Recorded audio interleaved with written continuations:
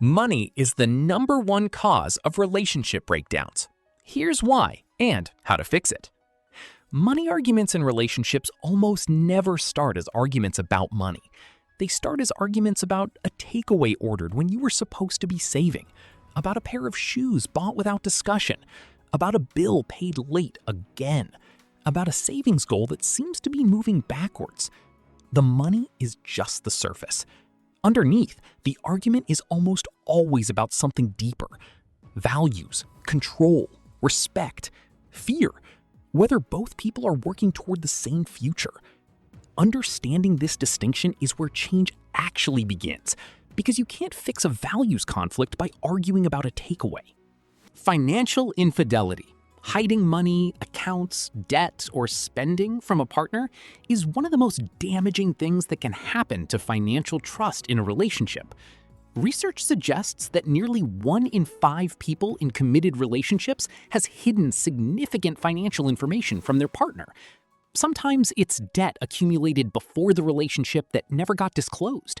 Sometimes it's ongoing spending hidden out of shame or anticipation of conflict.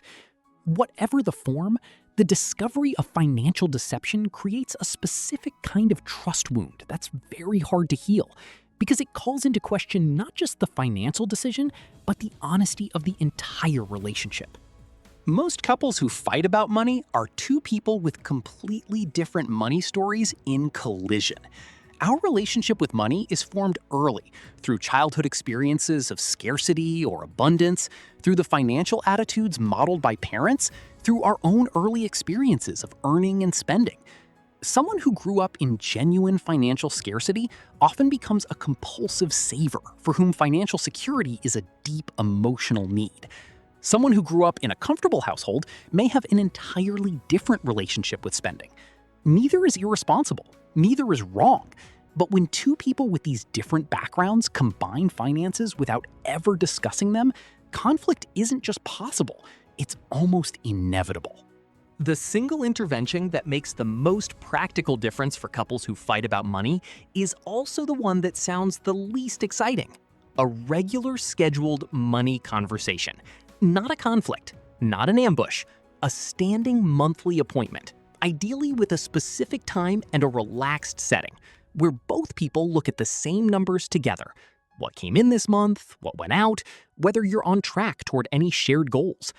Couples who do this report a dramatic reduction in money-related conflict within a few months, not necessarily because the money situation improved dramatically, but because the information is shared, and both people feel like collaborative participants rather than adversaries.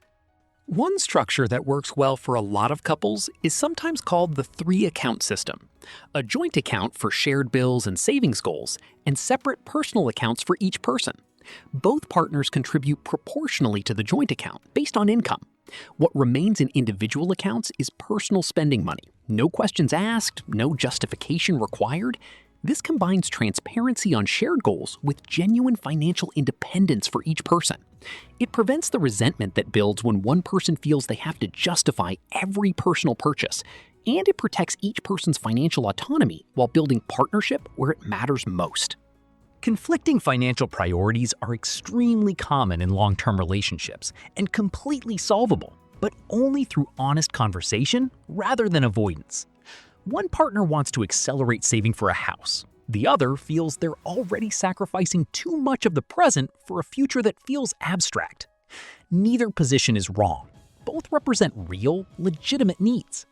The path forward is a negotiated plan that acknowledges both.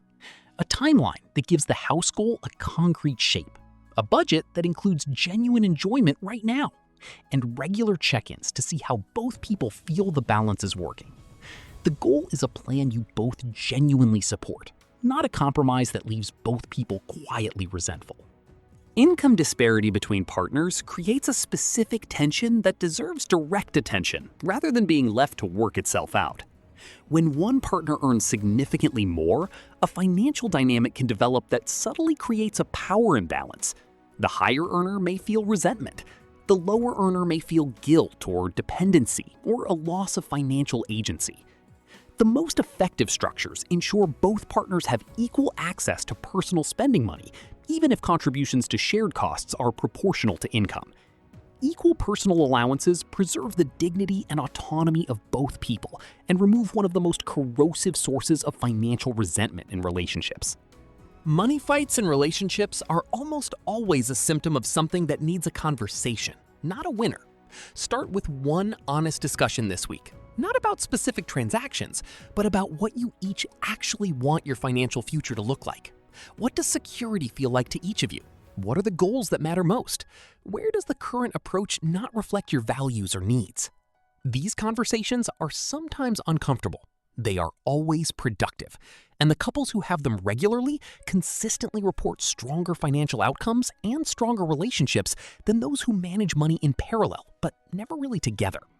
Subscribe to MoneyPatch. Small steps, big change.